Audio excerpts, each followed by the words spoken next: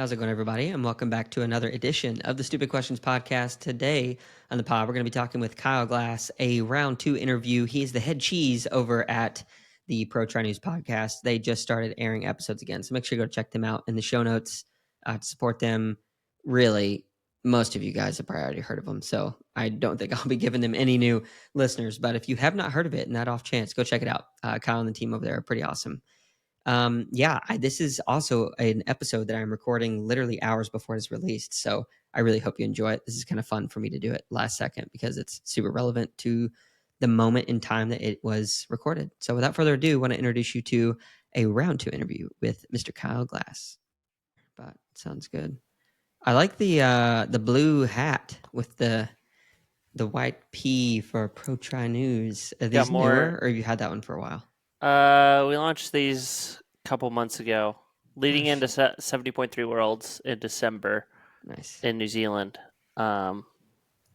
We kind of just wanted to go all in and just do a bunch of merch and stuff, and people were starting to like everything. So yeah, nice. So you sold 10,000 hats?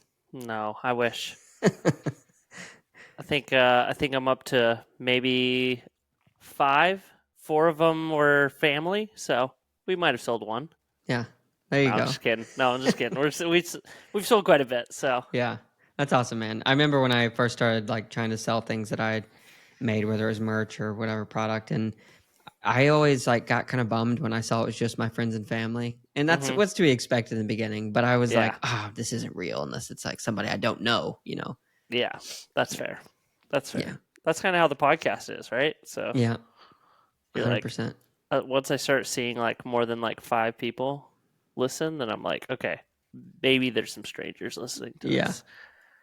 It's good. Nice, man. Well, dude, I guess first off, thanks for coming back on. I love doing the first interviews, of course, because it's you get to dive in and really know the person a little bit for the first time and ask a lot of, some of the cookie cutter questions that I kind of go with. But round twos are more fun because then we can really jive and jibble. Go deeper. Yeah. So how you doing? I'm good. Yeah, life's good. I was a little embarrassed last year whenever I got to the end of the year and I saw my Strava active days because I was grinding so much on both my real job and Pro Tri News stuff that I kind of just neglected my own health and wellness and happiness. And so this year, 2025, I decided that I wanted to get active and fit again and race and do some triathlons and kind of come back to the sport. So I'm training probably as much now as I trained in 2017 when I was I feel like I had a pretty good year of racing and training and stuff. So we'll see how it goes. I'm just doing it for happiness now at this point. So the podcast is kind of self-sufficient and work stuff's going well enough that I can be okay with ending the day a little early so I can go on a bike ride or a run. Yeah. Good for you, man. Take advantage of the daylight. So yeah, that's amazing. How many active days was it last year? It was only 80. Okay. And so we are what, 54 days into this year. So how many days of activity are you at? I think I'm at 45 because I got sick. Oh, shoot. So I was sick for about 2-ish weeks. I got the flu and then it just kind of lingered for a bit and I didn't take anything. And so I think it just stayed. So, but it's going good. I think I'm going to hopefully by April, I'll beat last year's goal. So nice.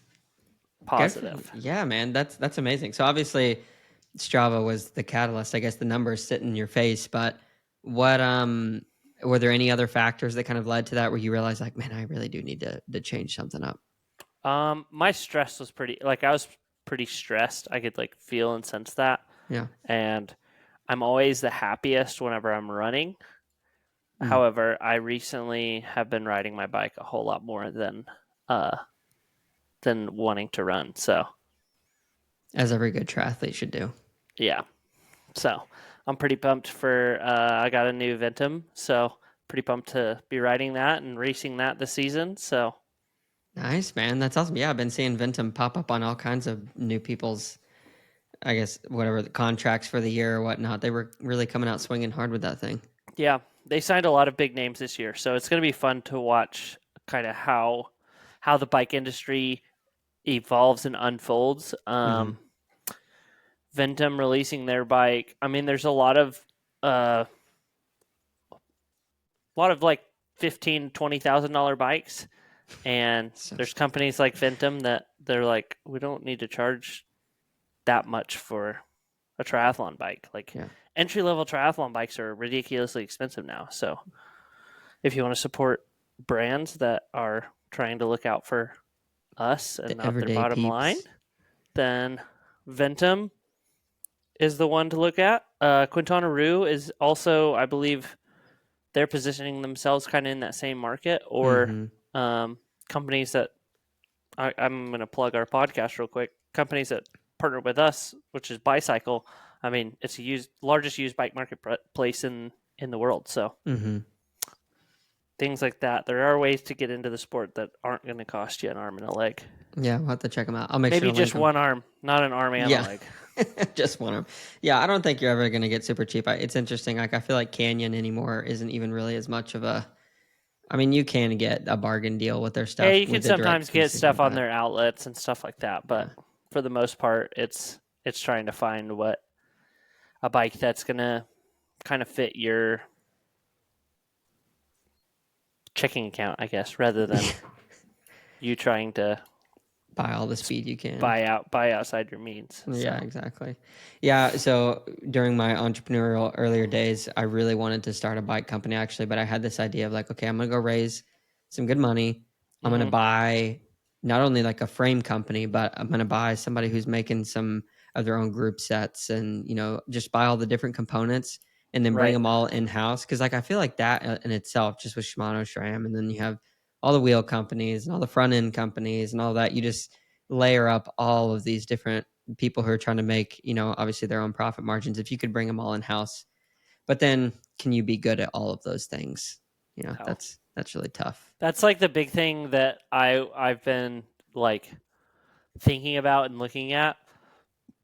I recently got some new cycling shoes, and whenever you look at brands, like cycling is such like a small niche one that you can like, it's kind of tangible and everyone can sort of relate to. But like, let's say a bike, you want to get a bike that maybe all they make are bikes, Mm-hmm. not a bike company that also makes helmets, that also makes shoes, that also makes this and that. Like, it's hard to be good at a lot of things whenever you have a lot of different verticals, in my opinion. Mm-hmm. Um, but there's some brands that have done great and made it work, like Trek with Bontrager, um, specialized with their wheel set, Rovial. Roval. Mm-hmm. Yeah. So there are brands that have done it right, but whenever I was buying shoes, I was trying to decide between doing, I think the Bontrager shoes, the Specialized shoes, like obviously all the different shoes were in the mix, and I Mm-hmm. ended up settling on the Shimano's just because I was like, they don't really make that much stuff, but then like after you look at it, you're like, well, they also make fishing reels Yeah. and a whole bunch of other random I stuff. think that's So even how they got started way back in the day was yeah, fishing reels. Yeah. that's how they get started. Yeah. Yeah. The So bearings. Yeah, that's crazy. yeah. Well, not to shift gears too much, but I'm curious because me and you, we've talked off the air, and obviously, from a business perspective, like you had a pretty good year last year, Mm-hmm. but you're also sharing that you had just this work life balance that really wasn't work life balance. It was like mostly work, and life was kind of off here. So my question is, now that you're going to this year with more of like a healthy, focused mindset on not just mental health but physical health, Mm-hmm. are you going to be able to, you think, perform in the way that you did last year? And are there any like lessons that you learned from last year that you're really trying to like hold tight to so that you can carry them through this year? So I'll go from my real job vocation career Yeah. first, which is I sell commercial audiovisual systems, so sell and design, basically like Best Buy but for businesses and state institutions, museums, like all of these companies, all of these businesses that need audiovisual or LED walls or sound systems and boardrooms and Teams rooms and Zoom rooms. So, from a professional perspective, I believe that we will be able to crest our numbers from last year. That's from a kind of an industry standard. They think that audiovisual is still on an upward trend. So that's good for business. I believe my goal is to target a lot more business I believe we will win rather than spending a lot of time on things that I don't necessarily believe best fit us. So that's kind of my goal with work, is going after business that I know will yield fruit rather than focusing on a lot of kind of smaller nuance projects.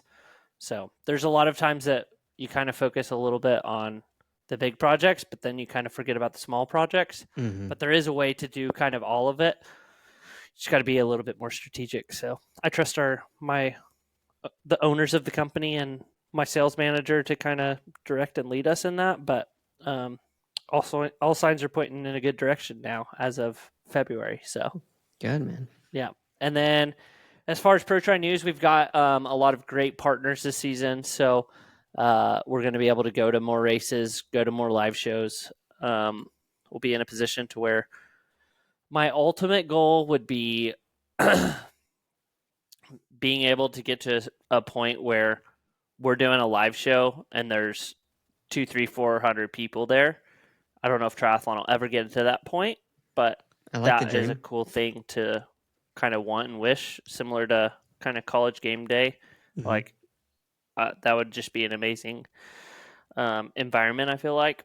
And triathlon, I read an article not too long ago about how our generation is kind of moving to these niche sports, triathlon, pickleball, rugby, like things that aren't your typical, like the big five, really. So I'm hopeful that within the next 5 to 10 years, triathlon could potentially be a mainstream sport.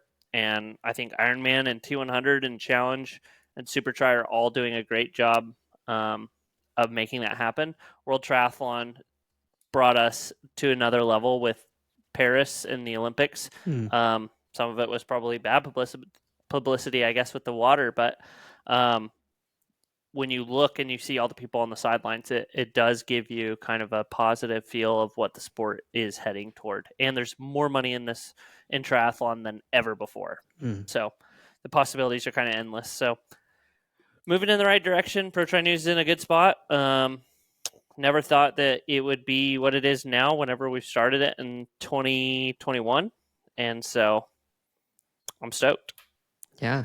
And then from a professional, or I guess an athletic perspective, my goal is just to stay consistent. Like I've gotten to the point now where I'm no longer looking at kind of my data from like comparing it to past self, like the ghost of whatever Kyle used to be.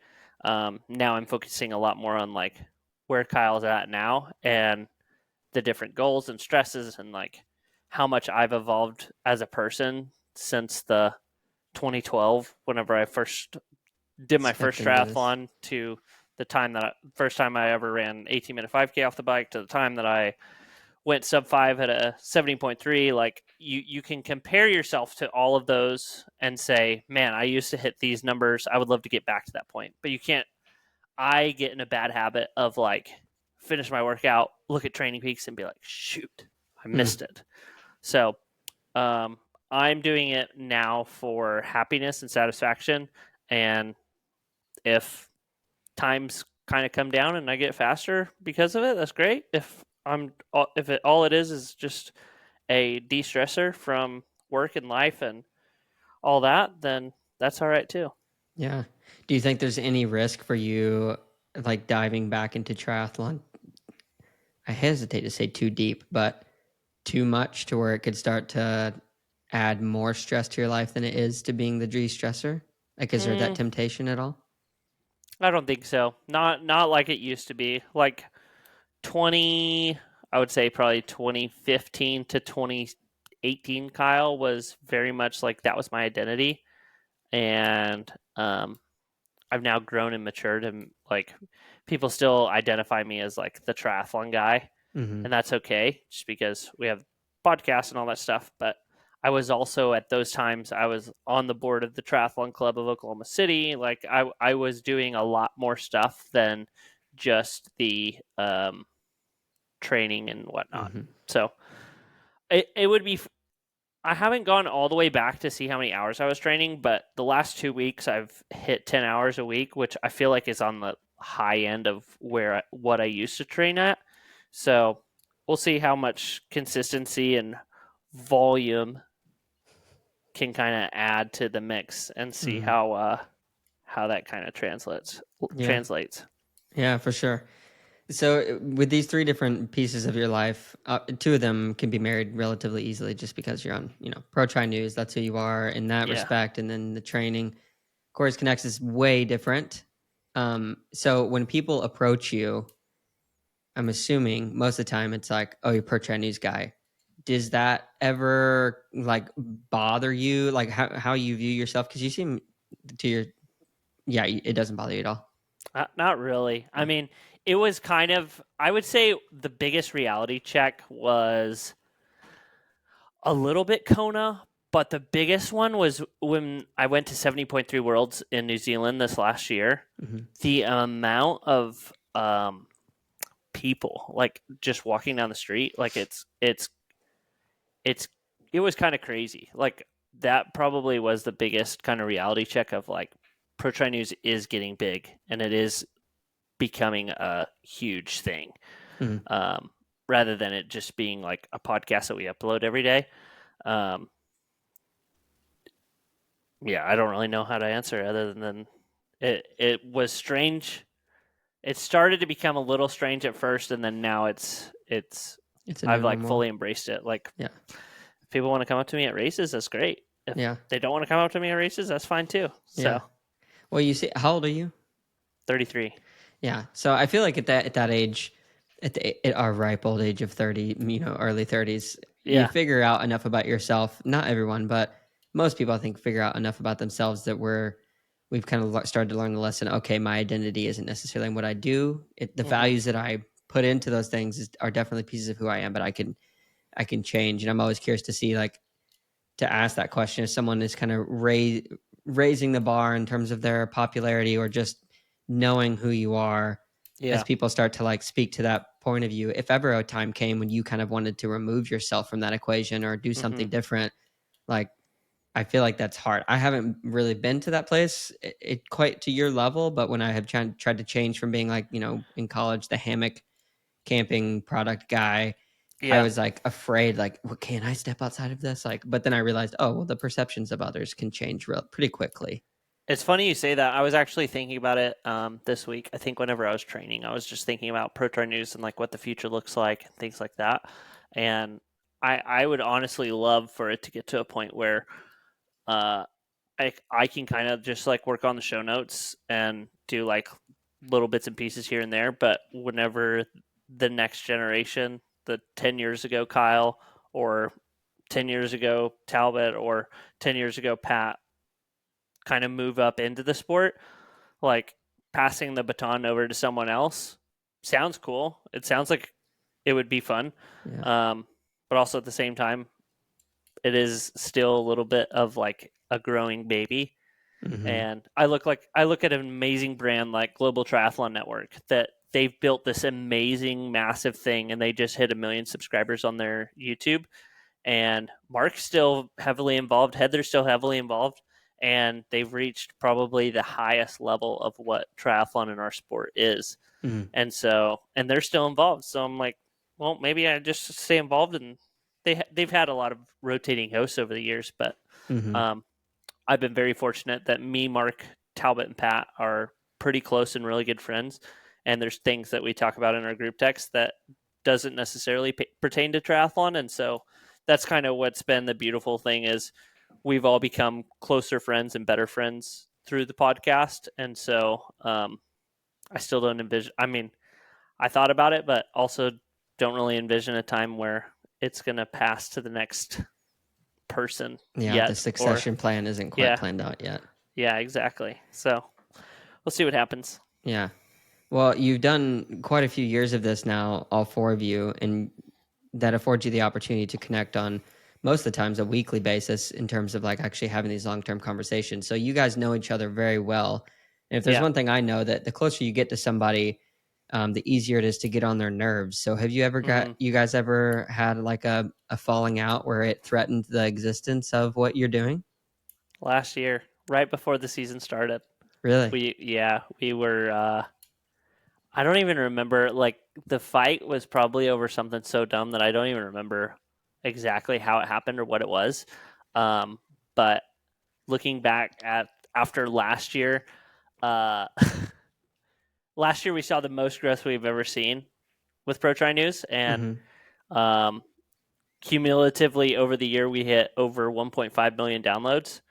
So looking back of like the podcast almost didn't even happen last year, Wow. and it was almost done, to now like it's evolved and it's bigger now than what it's ever been.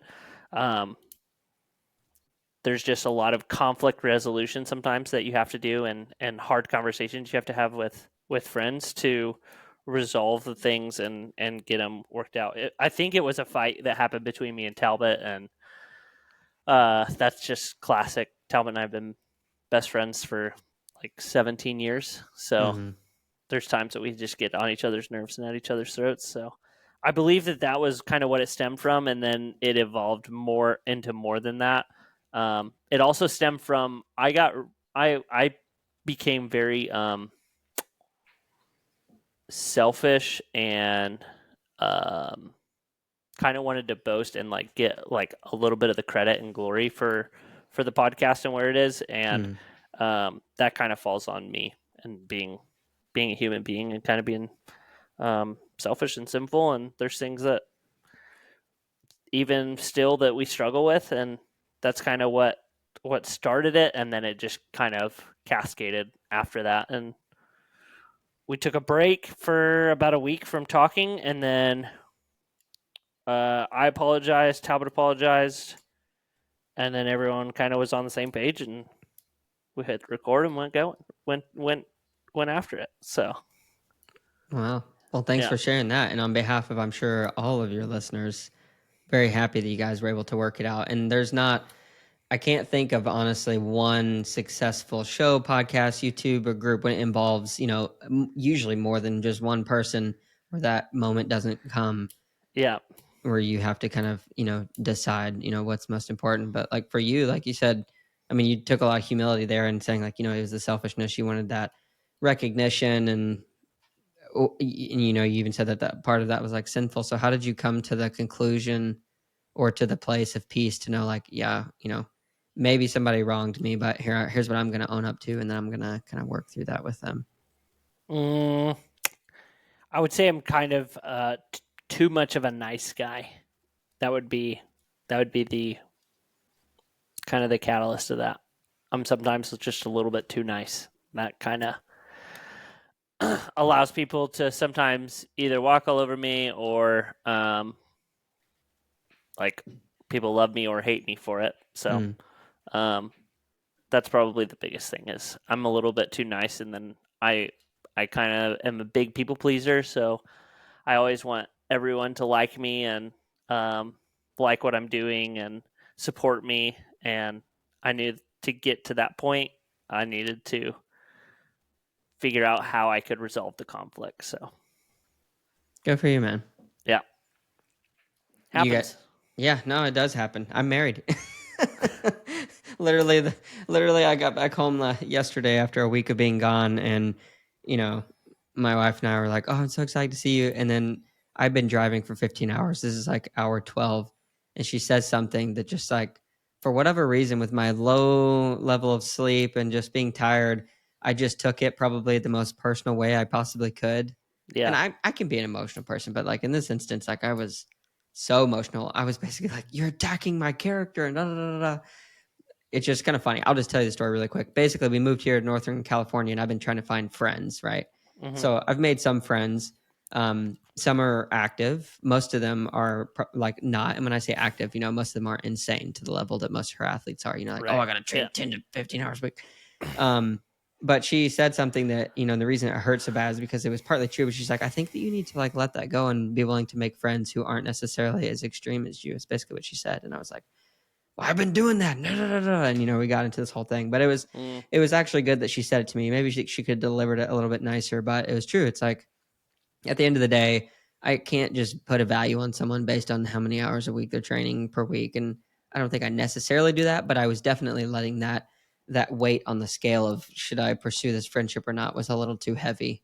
And so it's good to have friends like that. But I wish I could say that I'm too nice, and but then I'm usually not. You just need to get friends that are like your cycling friends and friends that are your swimming friends and friends that are your running friends, and then you can kind of be a little diverse and have a bunch of friends all over the place. Exactly. I need to find more people that do all three of those things. It's tough, believe it or not. Which is crazy because this is such a beautiful area for like this stuff. It's like, where are you at? We're in Northern Redding, California. Okay, yeah, nice. Northern California, I'm like 4 hours from Bend, and yeah, Matt Lieto, I guess, used to come here, and quite a few people used to come here to train and whatnot. But yeah, nice. It's fallen off the radar. So if you ever want to come out for a training camp, bro, come on out. It'd be super fun. I'm gonna have to. I got a spare bedroom. Oh shoot! You still have the tiny house? No, we don't. You got rid of it? No, so I didn't actually own it. We were just renting it for like dirt. Yeah. Yeah. We actually thought about purchasing it, but yeah, we'd had to drag it out here, and California's got all these weird laws. So that's fair. Yeah, that's fair.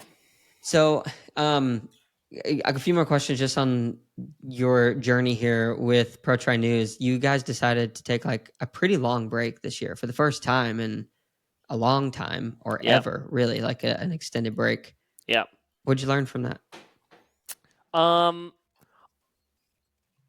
My goal was to take a break from triathlon and the podcast and kind of recenter, and that's the time that I've been able to like reflect and like start getting into training again and stuff like that. One, but two, with having 4 people on a podcast, it can get a bit chaotic. I think the sweet spot is like 2 to 3 people. 4 is a lot. We had 5 at one point, and that was just too many. So I learned that our podcast, Pat and Talbot have both said this, and that's what I kind of been working on is we needed a moderator. So I've kind of taken on that role of like being the moderator of like making sure we're staying on task, making sure we're talking about all the key points that our goal was for the show notes, and introducing like things to spark conversation and debate. Cause like I'm kind of the behind the scenes person and I'm okay with that. They're kind of the talent and I'm like letting them take the reins. There's times that I interject and say stuff all the time. But all successful shows on ESPN, like First Take and they have a moderator. They all have moderators, yeah. So that's one thing that I learned is my goal is to sit back more into a moderator goal with Pro Tri News for the time being and see kind of how the show can evolve and develop, just so in that way we're not, 1, talking over each other as much, and 2, hopefully stay on topic, because there's things that we put in the show notes that we forget or breeze over or don't make it back to, or someone will go off on a massive rant and then we don't even answer like what the key point was. So I learned that we need a moderator. I also learned that triathlon, it's okay that triathlon goes through this break period, just like every sport. There's no reason why we needed to record for 8 weeks. There's not enough triathlon to cover, and we don't want to get into the interviewing athletes world. I feel like Triathlon Hour and Jack Kelly does a great job of that, but that's not kind of what our show is. Our show is supposed to be informative, debating, talk about things, current events, and We tried that a couple years ago of like, oh, I interviewed Trevor Foley, I interviewed Sky Monch, I interviewed a couple other people, um, and it was great. It was fun, but also at the same time, like this is a long. The sport goes on very long. We have 42 weeks left of recording this season, so I felt like taking a 10-week break, 8 to 10 week break, was needed, and there was nothing to talk about anyway. So Those are now, some good lessons.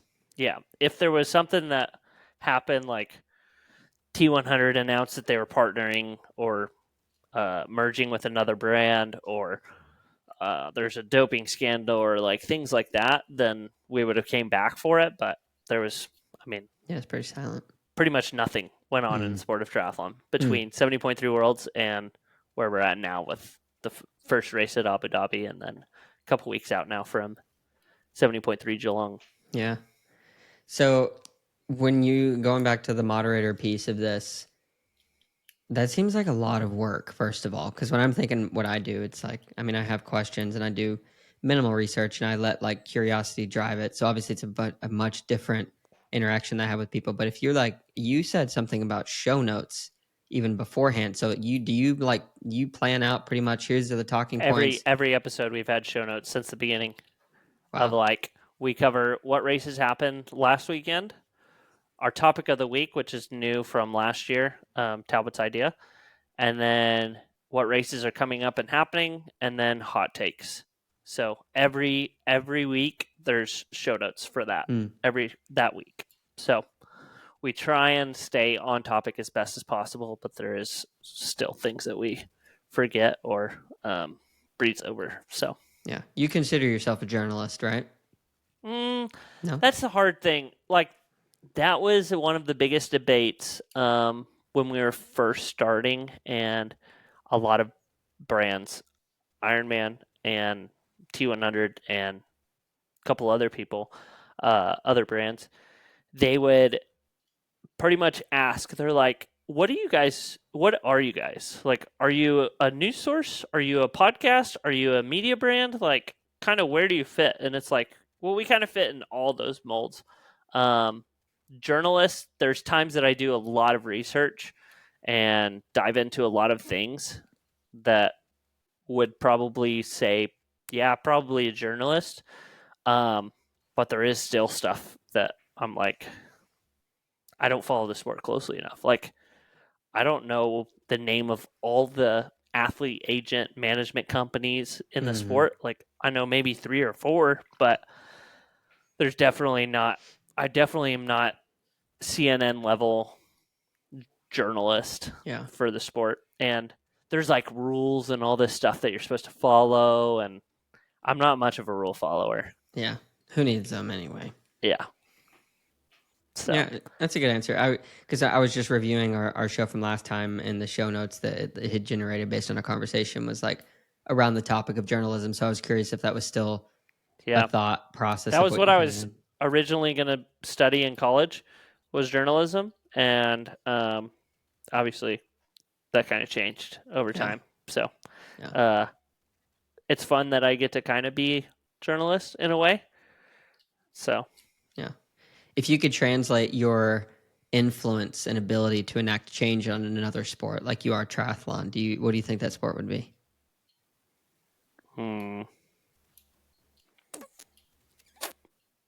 Either Formula One or college football, because those are the two that I have the most passion for. Yeah. So definitely those two. Number one, college football needs more guardrails on the NIL valuation for money being paid to college athletics and college athletes. I think it's great that these college athletes are getting paid and finally getting kind of their shake of what they're bringing marketing dollar wise to college sports. However, there needs to be rules, because there's going to be people that push it to its limit.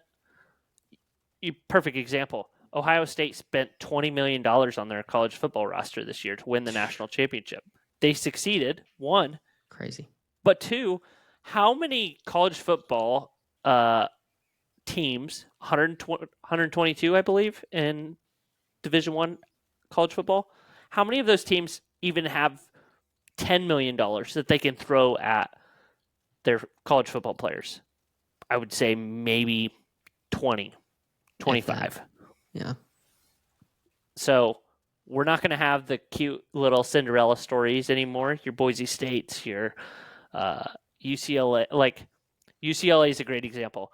I believe that within the next 5 to 10 years, your big brands on the coast that have a lot of money behind their alumni, your Texas, your Miamis, your UCLAs, your USCs, your maybe Rutgers because it's in New York, Ohio State, TCU, basically any of the universities in Texas, those are going to be your big college football and college basketball brands, I believe, in the future.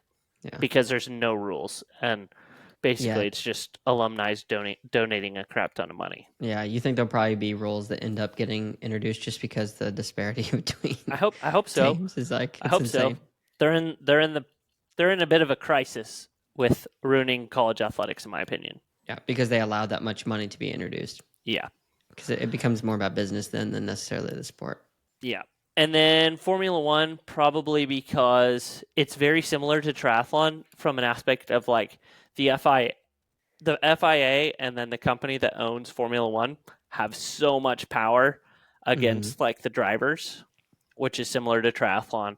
Like your big brands, either the brands that sponsor athletes or the brands that run the race organizers, have so much power and so much ability over the professional athletes that they kind of need a voice for Formula One too. I mean, they're getting paid millions of dollars, like way more than triathlon, but I do think that there is definitely still scandals and things that go on that need to be 100%. covered.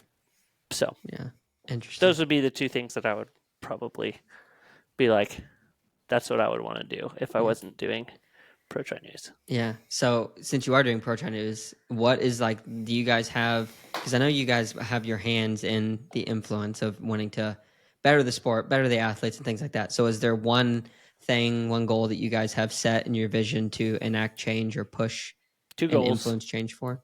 Yep. 2 goals. Goal number 1, $1 million prize purse for Ironman World Championship. Let's go. And goal number 2 is increasing the drafting distance to make it all congruent across all the 100K distance, 70.3 distance, Ironman distance. Yeah, just make it all 20 meters. Yeah. Makes the racing fair.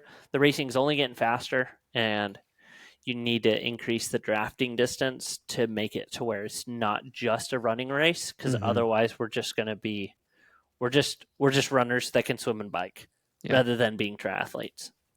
What was the, if you know this question, between, Ironman T100 and 70.3, what was the reasoning behind choosing the distances of those? Was it just like the committee sat down and whoever started and like, well, let's make it this number? There's speculation that that's kind of what happened. I don't know the whole genesis of when that conversation started or how it started or how it got to 12 meters or 20 meters on either side of that. But to my knowledge, it was a 12 meters sounds good. Yeah. That's what the rumor is. Yeah. So what are the barricades that stand between that happening and that standard being adopted and carried out? There's a couple of things. Safety is a big one. Safety not only for the athletes but also for the motorbikes. Like there was an accident a couple years ago in Germany. Obviously, everyone knows about it. But motorbikes, we have more motorbikes in the sport now than ever because we want this sport to grow and be publicized and on YouTube and Eurosport, and we want the coverage to be better. So there's more motorbikes, which means on lapped courses, you have motorbikes, professional athletes, and age group athletes. And so lapped courses is the second part of that. And so lapped courses, they say it's more difficult for them to monitor the drafting and have a longer 8 extra meters between professional athletes on lapped courses, it makes it a little bit more challenging. So those have been the two of the biggest objections that we've gotten. Interesting. Yeah. Are you going to have And number 3 is the drafting rule being different for pros and age groupers, which I don't necessarily agree with that objection. I think that's a stretch in my opinion. But that you think that it doesn't matter, like it should be different? Yeah, professionals and age groupers have different rules, different dynamics of the race as well, like how you're starting alone. Exactly. It almost because most of them do rolling starts now, so it's like you do get packs, I guess, when they do races like Chattanooga where they just go look at Ironman World Championship in Kona. It's insane. Is it even worse? Oh just my like gosh. A continuous line. It's literally packs. Like here's the 5th peloton coming through Elite Drive. Like there's maybe 30 athletes that are going for wins at the Ironman World Championship. The rest, in my opinion, their goal should be, I made it to Kona, I'm going to do Kona. Here I am. Yeah. So interesting. Because it's a lot of packs, and unless you're at the front pointy end of the sport as an age grouper, then your days are kind of numbered. Done. Yeah, numbered. Yeah. What percentage chance you think that this particular rule gets carried out this year and it gets written on the books? This year? Mm-hmm. 20 meters? Yeah. 0%. So they won't change it until a new calendar year, like a new race season, you don't think? I believe that it will, if it gets changed, it could potentially happen in 2026. If it happens this year, I'll be shocked. Yeah. How much lobbying and how many lobbyists have you had to pay to try to make these things happen? We haven't gone that route yet, but that is next. It's on the table. Yeah.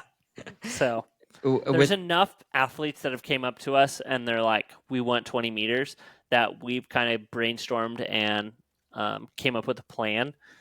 But we are trying to be patient and play the long game of what will yield the best and most positive action towards change. Yeah. Or you could do it guerrilla style. You go and you pay Race Ranger to set all their devices to 20 and and you just have it happen, and then the people who are commentating the race be like, oh, this is fascinating. I've tried to get James to give me the name of the people who are drafting in the races, and he hasn't told me yet. So really? Yeah, man, I'm trying. I'm like, they should publish that data on their website after every race. That would be amazing. That's what I would like to see. Yeah, everyone wants to see it. Yeah, come on, we got to know.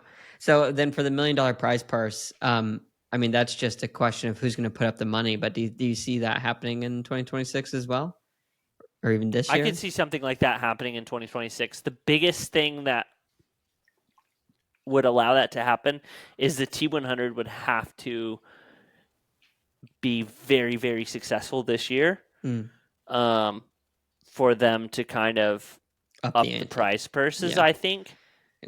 And Ironman would need to sign some big names for their some partnerships, I think. Ironman does have a lot of money, and they do make a lot of money, but they do a lot of good as well, and races are expensive to put on. Like, I've tried to put on a race here in Oklahoma City, and it is nearly impossible to shut down roads and pay for police officers. It is so incredibly expensive. Yes, Ironman does charge $500 to do a 70.3 and $1,000 to do a full Ironman. But whenever you take into account all the things that go into that, it's expensive. Ironman's not over here making way more money than you could ever imagine. I think that Ironman is doing the best they can with what they have and is helping build the sport as best they can. Yeah. But to get to $1 million prize purse, I think that partnering with some big brands that are outside of the sport, you're non-endemics. Yeah. Mercedes. Yeah. Red Bull. You need the big ones. Yeah. Pro Tri News. No, we don't have deep enough pockets for that, I can promise you. Not yet. The Pro Tri News Pro Series. I don't know if we could even pay for a booth in the expo. Yeah, it is expensive. What is crazy about these big races too, not even to mention the world championships, but you're transporting a small city Yeah, to every single one of these it's a other cities. circus. It's Yeah, a it's circus. literally a Have you been circus. to Kona, Seth? I haven't been to Kona, no. Oh, geez, dude, talk about a circus. Yeah, Yeah, like it's a fun. complete upending. It's fun to go there the week before the race and then watch the city kind of transform, and then stay like a couple days after the race, and then the whole city kind of like the Yeah, whole thing kind of like lifts up just in lifts this. up in the Yeah, sky. yeah. Yeah, they need a ship that just comes in by air. Yeah, how sick would that be? Crazy. Well, I want to switch gears a little bit because I know you are a man of faith, and we've touched on that a little bit in the past. But I Yep. just want to ask you straight up, like, how's your relationship with God going lately? It's been challenging. Uh, I don't spend as much time in the Word that I want to. Um, but I go to church every Sunday and try and do the best I can with what I can. Yeah, Um, praying, praying, and spending time in the Word is two of the biggest things, and feeling a little convicted right now. So, trying to spend more time in the Word has been the biggest thing. But yeah. I pray and thank the Lord every night before I go to sleep, and whenever I wake up, I just pray that it's successful and I can do everything to glorify Him that Mm, day. thanks for sharing. Yeah, it's interesting because I asked that because I'm also been going through this, personally as I've gotten older. I've gone through these waxing and waning periods. Yeah, The big one was like the big shift when I was 21. I was like, okay, this is what I believe. This is why I believe it, and I did the studying to kind of figure that out. And over the years, I've kind of fallen off the train a little bit, but it's interesting now because it's like when my relationship with you, if we got really close, or let's just say you and Talbot, if you guys were to not talk for 2 years, you would still have enough material to really know who each other is, even without talking for 2 years. hmm So it's like when my relationship with God, I've had these really deep moments, and I've gotten to know Him over the years. And as of late, like I haven't spent as much time, but it's like, well, I know who He is, I'm like asking myself the question, well, can I really have a continued relationship with someone if I'm not reading? Because really, like at the end of the day, like that's I think what matters the most. But I'm like trying to balance it. Well, like I don't want to do it because it's a task, right? Because it's like that whole faith versus works thing. It's not a works thing. But if I do want that relationship, if I have that desire in my heart, then like I'll go want to spend time with that person. So yeah. it's interesting. And it's like seasons of your life that you get. Like you can read James Love that 10 book. times over 10 years, and you'll get something different every Mm, single year. yeah.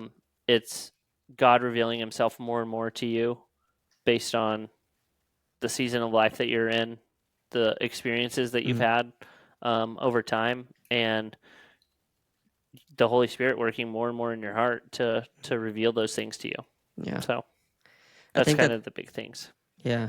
I think that's why journaling is such a powerful thing. And it's like as I'm getting older, I don't have much music that I've produced, but quite a lot of songs without songs. So I guess just poems.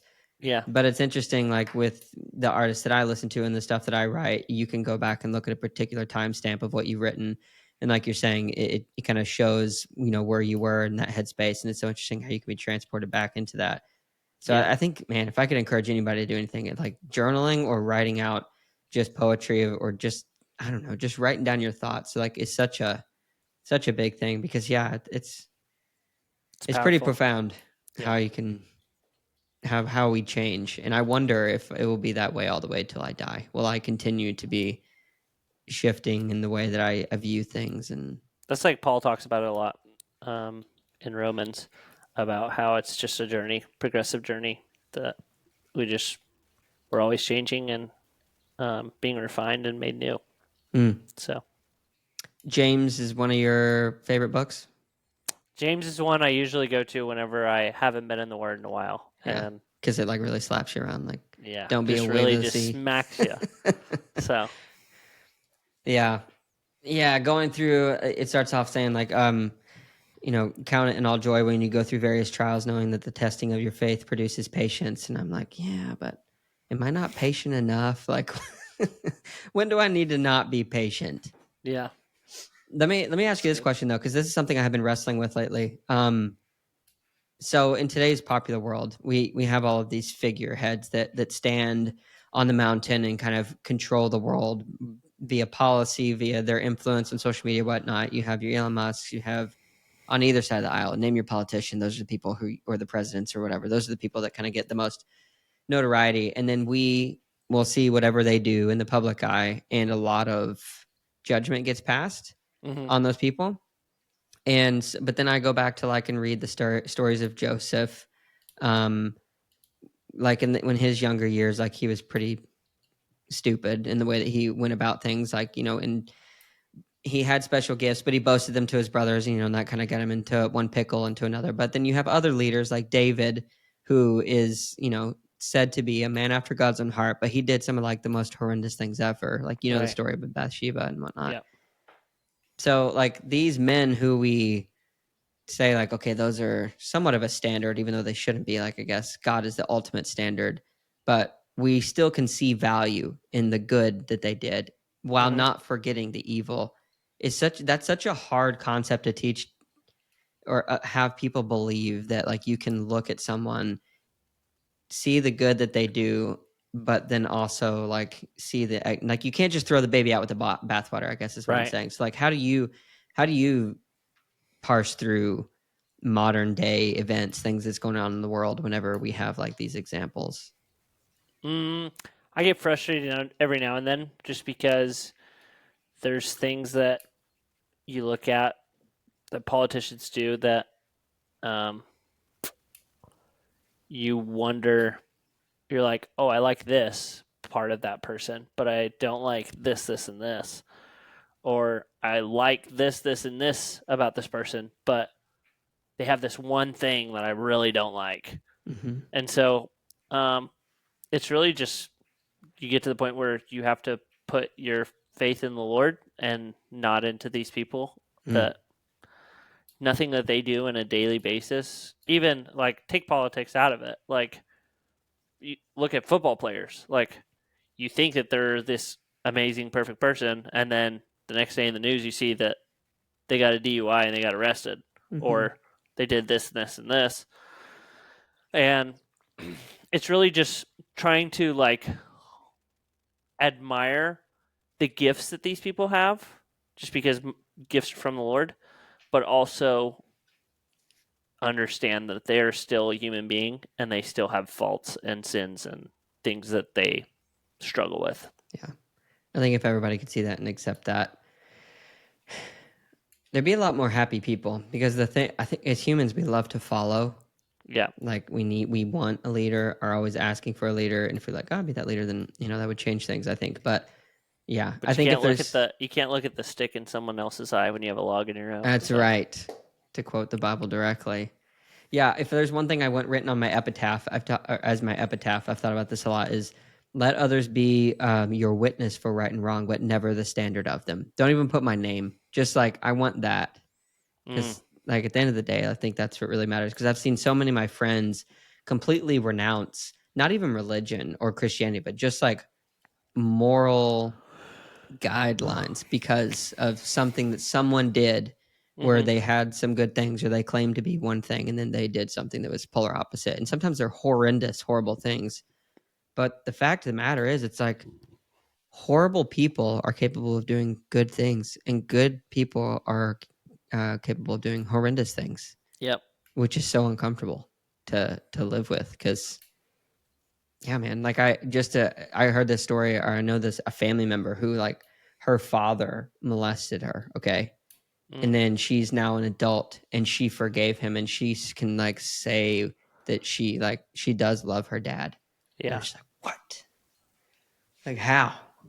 Yeah. Forgiveness Forgiveness is happens. Literally the only way. Yeah. Yeah. Yeah. So what are you looking forward to in the next few weeks? In the next few weeks, I'm going to Boulder to go and train for a couple days. In the freezing cold? Hopefully it's warm. Hopefully it's warm. I'm really hoping it's warm.